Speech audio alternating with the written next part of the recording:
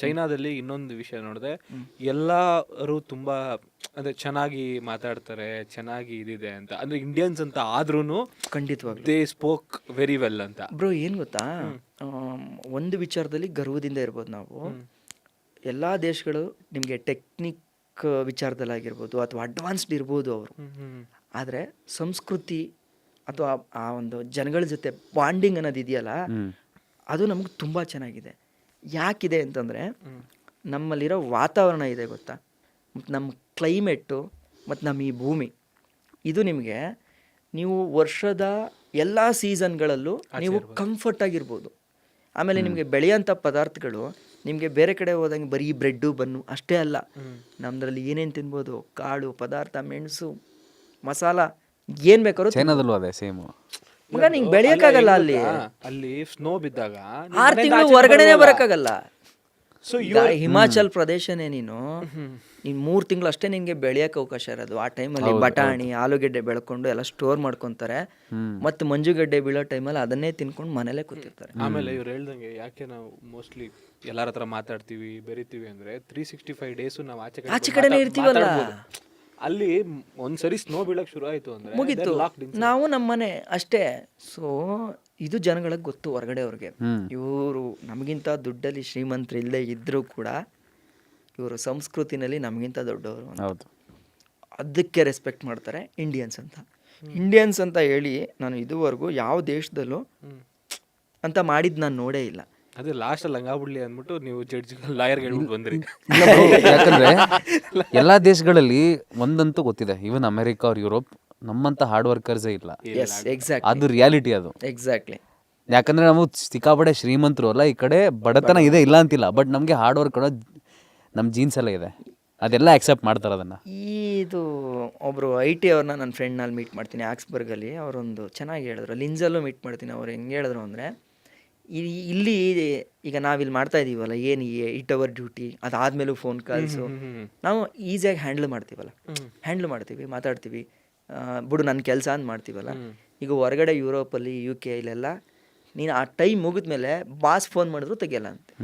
ಆಮೇಲೆ ಒಂದು ಟಾರ್ಗೆಟ್ ಏನೋ ಒಂದು ಕೊಡ್ತಾರೆ ಅನ್ಕೊಳ್ಳೋಣ, 1 ವಾರ ಟಾರ್ಗೆಟು ಅಂತ ಕೊಟ್ಟರೆ ಅವನು 1 ವಾರದವರೆಗೂ ಟೈಮ್ ತಗೊತಾನಂತೆ, ಅದ್ರ ಮೇಲೆ ವರ್ಕ್ ಮಾಡಿರಲ್ಲ ಅವರು. ಸೊ ಅದು ಅವ್ರಿಗೆ ಅದು ಅಭ್ಯಾಸ ಆಗಿದೆ, ನಾನು ಆ ಟಾರ್ಗೆಟ್ ಡೇಟ್ವರೆಗೂ ನಾನು ನಿಧಾನಕ್ಕೆ ಮಾಡ್ಬೋದು ಅಂತ. ಬಟ್ ನಮ್ಮಲ್ಲಿ ಹೆಂಗೆ ಪ್ರೆಷರ್ ಹಾಕಿ IT-ಗಳೆಲ್ಲ ನೀನು ಕೆಲಸ ಮಾಡಿದ್ಯಲ್ಲ, ಅದಕ್ಕೆ ಅವರೆಲ್ಲ ನಮ್ಗೆ ಔಟ್ಸೋರ್ಸ್ ಮಾಡೋದು. ಎಸ್. ಆಮೇಲೆ ಇನ್ನೊಂದು ಪೋಲ್ಯಾಂಡ್ ಯಾವುದೋ ಇದರಲ್ಲಿ one of my friends husband, so he's a manager there. ಒಬ್ಳು ಬಂದ್ಬಿಟ್ಟು ನಂಗೆ ಇವತ್ತು ಆಫ್ ಬೇಕು ಅಂತಂತೆ. ಏನಕ್ಕೆ ಆಫು ಅಂತಂದರೆ ಸನ್ಲೈಟ್ ಡೇ ಅಂತಂದಂತೆ. ಸನ್ ಬಂದಿದೆ ನನ್ಗೆ ಆಫ್ ಬೇಕು ಅಂದ್ರೆ ಇವನು ಫುಲ್ ಗಾಬರಿ ಆಗೋಯ್ತಂತೆ. ಏನ್ ಗುರು ಹಿಂಗೆ ಕೇಳ್ತಿದ್ದಾಳೆ, ನಾನು ಅದೇ ಚೂತೆ ಮಾಡ್ತಿದ್ದಾಳ ಅಂತ. ಆಮೇಲೆ ಇರೋ ನಿಮಿಷ HR ಹತ್ರ ಕೇಳ್ತೀನಿ ಅಂದ್ಬಿಟ್ಟು HR ಕಾಲ್ ಮಾಡಿ ಹಿಂಗೆ ಕೇಳ್ತಿದ್ದಾರೆ, ಇದೆಯಾ ಅಂದ್ರೆ ಅಫ್ಕೋರ್ಸ್ ರೂಲ್ಸ್ ಇದೆ ಅದು ಅಂತ. ಅಂದ್ರೆ ನಿಂಗೆ ಸನ್ ಬಂತು ಅಂದ್ರೆ you are allowed to go. ಹಿಂಗೆಲ್ಲ ಇರೋ ಕೆಲಸ ಮಾಡಿಸ್ತೀನಿ ಅಂದ್ರೆ ಯಾರು ಮಾಡ್ತಾರೆ ಗುರು? ನಮ್ಮಲ್ಲಿ ಮಳೆ ಬರ್ತಿದ್ರು, ಅಲ್ಲಿ ಮಾನ್ಯತೆ ಹಂಗಿದ್ರು ಕರ್ಸಿದ್ರು. ಸಿಕ್ ಲೀವ್ ಅಂತ ನಮ್ಮಲ್ಲಿ ಲಿಮಿಟೆಡ್ ಇದೆ ಅಲ್ವಾ, ಅಲ್ಲಿ ಅನ್ಲಿಮಿಟೆಡ್.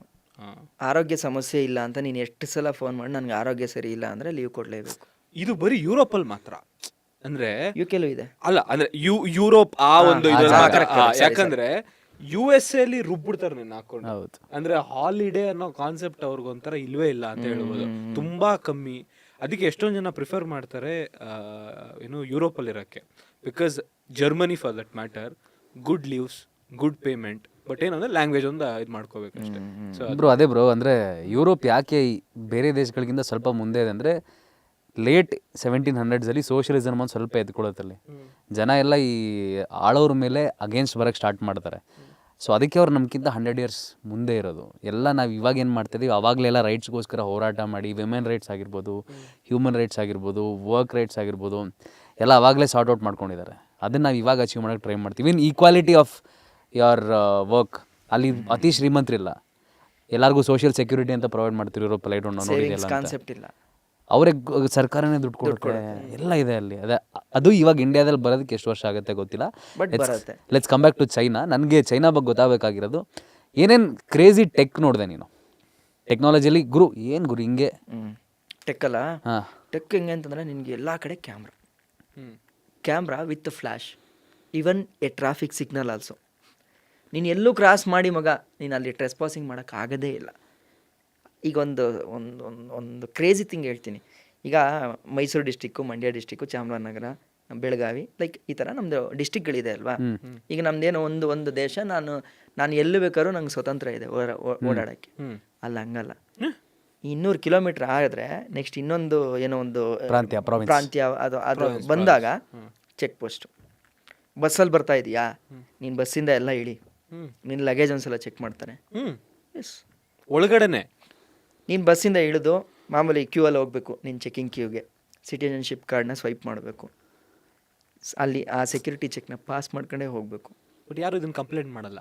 ಕಮ್ಯುನಿಸ್ಟ್ ನೀನ್ ಕಮ್ಯುನಿಸ್ಟ್ ಮಾತಾಡಿದ್ರೆ ಮುಗೀತು. ಅಲ್ಲ ಬ್ರೋ, ಅಂದ್ರೆ ಅಲ್ಲಿ ಬ್ರೋ ನಾನು ಏನ್ ಹೇಳ್ತಿದ್ದೆ ಅಂದ್ರೆ, ದಿನ ಈಗ ನಾನು ಇಲ್ಲಿಂದ ಡೆಲ್ಲಿಗೆ ಹೋಗ್ಬೇಕು ಅಂದ್ರೆ ಮಾಡಲೇಬೇಕು ಬ್ರೋ. ಅದೇ ಬಿಗ್ಗೆಸ್ಟ್ ಡಿಫರೆನ್ಸ್ ಇಂಡಿಯಾಗೂ ಚೈನಾಗೂ. ಬ್ರೋ ಡಿಸ್ಟೆನ್ಸು ಈಗ ಒಂದು 700 ಕಿಲೋಮೀಟರ್ ಇದೆ ಅನ್ಕಡೆ. ನಮ್ಗೆ ಓಡಿಸಿ ಸುಸ್ತಾಯ್ತಾ ಇರಲಿಲ್ಲ.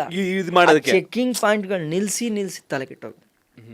ಎವ್ರಿ ಟೈಮ್ ತೋರಿಸ್ಬೇಕು. ಮತ್ತೆ ಲ್ಯಾಂಗ್ವೇಜ್ ಬೇರೆ ಬರಲ್ಲ, ಅದು ಬೇರೆ ಗೈಡ್ ಬೇಕೇ ಬೇಕಲ್ಲಿ. ಹೌದು, ವಿತೌಟ್ ಚೈನಾ ಗೈಡು ನಾವು ಚೈನಾಗೆ ಎಂಟ್ರಿ ಆಗಿ ಸರ್ವೈವ್ ಆಗಿ ಬರ್ತೀವಿ ಅನ್ನೋದೇ ಇಲ್ಲ. ಹೌದು. ಎರಡನೇ ಕ್ರೇಜಿಯಸ್ಟ್ ಥಿಂಗ್ ಏನು ಅಂತಂದರೆ, ಎಲ್ಲಿ ಕಾನ್ಫ್ಲಿಕ್ಟ್ ಇರ್ತಕ್ಕಂಥ ಸಿಟಿಗಳಿರುತ್ತಲ್ಲ, ಅಲ್ಲಿ ಪೆಟ್ರೋಲ್ ಪಂಪಲ್ಲಿ ನಿಮಗೆ ಪೆಟ್ರೋಲ್ ಬೇಕು ಅಂತಂದರೆ ಒಬ್ಬ ಪೊಲೀಸ್ ಇರ್ತಾನೆ, ಪಾಸ್ಪೋರ್ಟ್ ಕೊಡಬೇಕು.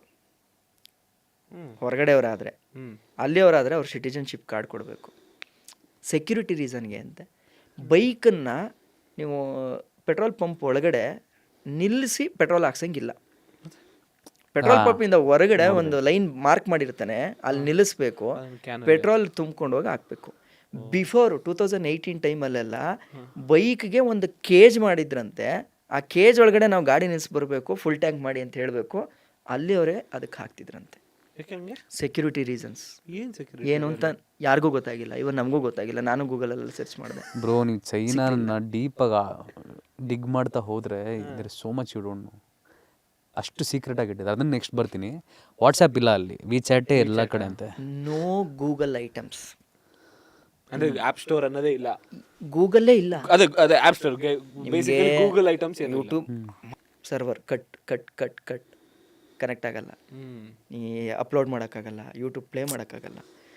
ಆದರೆ ರೂಲ್ಸ್ ಅಂತ ಬಂದಾಗ ಅವ್ರು ಏನು ರೂಲ್ಸು, ಅವ್ರ ಕೆಲಸ, ಲೈಸೆನ್ಸ್ಗೆ ಅಂತ ಹೋಗಿದ್ದೀವಿ ಆಯಿತಾ, ಪೇ ಎಲ್ಲ ಮೊದಲೇ ಆಗಿದೆ. ಒಂದು ಇಂಟರ್ನ್ಯಾಷನಲ್ ದೇಶಕ್ಕೆ ಹೋಗಿ, ಒಂದು ಫಾರಿನ್ ಕಂಟ್ರಿಗೆ ಹೋಗಿ ನಾನು ಒಂದು ಇಂಟರ್ನ್ಯಾಷನಲ್ ಲೈಸೆನ್ಸ್ ಮಾಡಿಸ್ಬೇಕು. ಎಕ್ಸಾಂಪಲ್, ಈಗ ನಾನು ಇಲ್ಲಿ IDP ಅಂತ ತೊಗೊಂಡೋದ್ವಿ, ಇಂಟರ್ನ್ಯಾಷನಲ್ ಡ್ರೈವಿಂಗ್ ಪರ್ಮಿಟ್ ಅಂತ. ಈ ಪ್ರಪಂಚದಲ್ಲಿರೋ ದೇಶಗಳೆಲ್ಲ ಒಂಥರ ಆದರೆ ಚೈನಾನೇ ಒಂದು ಪ್ರಪಂಚ. ಯಾಕೆ ಅಂತಂದರೆ ನಾವು ತಗೊಂಡೋಗಿರೋ IDP ಅಲ್ಲಿ ಆಗಲ್ಲ, ಅಲ್ಲಿ ಲೈಸೆನ್ಸ್ ಮಾಡಿಸ್ಬೇಕು. ಆದರೆ ಆ ಮಾಡಿಸೋ ಪ್ರೊಸೀಜರ್ ಇದೆ ಗೊತ್ತಾ, 5 ರಿಂದ 10 ನಿಮಿಷ ಅಷ್ಟೇ. ನೀನು ಪರ್ಫೆಕ್ಟ್ ಡಾಕ್ಯುಮೆಂಟ್ ಕೊಟ್ಟ, with respect, with due respect. ಯಾವ ಥರ ಅಂತಂದರೆ, ನಮ್ಮನ್ನು ಟೂರಿಸ್ಟ್ ಅಂತ ಗೊತ್ತಾಗಿ, ಎಸ್ಪೆಷಲಿ ಇಂಡಿಯನ್ಸ್ ಅಂತ ಗೊತ್ತಾಗಿದ ತಕ್ಷಣ ನಮ್ಮನ್ನು ಕರೆಸಿ ಲೈನಿಗೆ ಇಲ್ಲಿ ಕೂರಿಸಿ, ಡಾಕ್ಯುಮೆಂಟ್ ಎಲ್ಲ ಆದಮೇಲೆ ಕೂರಿಸಿ, ವಾಟ್ರ್ ಬಾಟ್ಲು ಒಂದೊಂದು ಕೊಟ್ಟು ಒಬ್ಬರು ಆಫೀಸರ್ ಬಂದ್ಬಿಟ್ಟು ಕ್ಲೀನಾಗಿ ನಮ್ಮ ಜೊತೆ ಮಾತಾಡ್ತಾರೆ. ಇಂಗ್ಲೀಷ್ ಗೊತ್ತಿರೋರು ಅಥವಾ ಗೈಡ್ ಜೊತೆ ಮಾತಾಡಿ ಎಕ್ಸ್ಪೀರಿಯೆನ್ಸ್ ಕೇಳ್ತಾರೆ. ಹೆಂಗೆ ಬಂದ್ರಿ, ಏನು ಬಂದ್ರಿ, ಕ್ಯೂರಿಯಾಸಿಟಿ. ಆಮೇಲೆ ಚೈನಾದಲ್ಲಿ ನೀನು ಬೈಕರು ಅಂತಂದರೆ ಒಂಥರ ಸೂಪರ್ ಹೀರೋ ಲೆಕ್ಕ. ಕಾರಣ ಏನು ಅಂದರೆ, ಅಲ್ಲಿ ಇರೋದೇ ಸೀಸನ್ ಬರೀ 3 ತಿಂಗಳು ಬೈಕ್ ಓಡ್ಸೋಕ್ಕೆ, ಮಿಕ್ಕಿದ ಸೀಸನ್ ಎಲ್ಲ ಓಡ್ಸೋಕ್ಕಾಗಲ್ಲ. ಮತ್ತು ಚೈನಾ, ಯುರೋಪು, ರಷ್ಯಾ ಇಲ್ಲೆಲ್ಲ ಒಂದು ರೂಲ್ಸ್ ಇದೆ.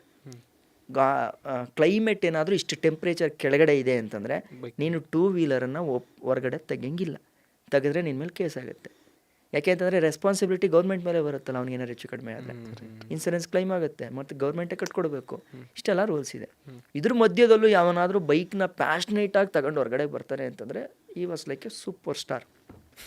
ಇನ್ನು ನಾವು ಇಂಡಿಯಾದಿಂದ ಇಲ್ಲಿ ಬಂದಿದ್ದೀವಿ, ಲಂಡನ್ವರೆಗೂ ಬೈಕಲ್ಲಿ ಹೋಗ್ತಿದ್ದೀವಿ ಅಂತಂದರೆ ನಮಗೆ ರಾಜಮರ್ಯಾದೆ. ಪ್ರೀಸೋತ್ತಪ್ಪ ರವಿಚಂದ್ರನ್ ಇವರೆಲ್ಲ ಸತ್ಯವಾಗ್ಲೂ ಆ ಚೈನಾದಲ್ಲಂತೂ 2 ವಿಚಾರನ ಅಬ್ಸರ್ವ್ ಮಾಡಿದೆ. ಬರ್ತಾರೆ, ಇಂಡೋ ಅಂತ ಕೇಳ್ತಾರೆ. ಇಂಡಿಯನ್ ಅನ್ನಲ್ಲ, ಇಂಡೋ ಅಂತ ಕರೀತಾರೆ. ಅವ್ರಿಗೆ ಅದೇನು ಖುಷಿನ ಗೊತ್ತಿಲ್ಲ. ವಿಚಾಟ್ ಓಪನ್ ಮಾಡ್ತಾರೆ, ಫೋಟೋಸ್ ತಗೊಂತಾರೆ. ಅವ್ರು ಯಾರೋ ಫ್ರೆಂಡ್ಗೊಂದು ಫೋನ್ ಮಾಡಿ, ಇಜ್ಜಿ ಇಲ್ಲೇ ಜಾವಿಯೋ ಎಲ್ಲ ತೋರಿಸ್ತಾರೆ. ಎಲ್ರಿಗೂ ನಾವು 3 ಜನ ಬೈಕಲ್ಲಿ ಇದ್ದೀವಿ, ಎಷ್ಟು ಖುಷಿಯಾಗಿ ತೋರಿಸ್ತಾನೆ ನಾವೆಲ್ಲ ಡಿಸ್ಕಸ್ ವಾ ಏನು ಮರ್ಯಾದೆ ಸರ್ ಇಲ್ಲಿ.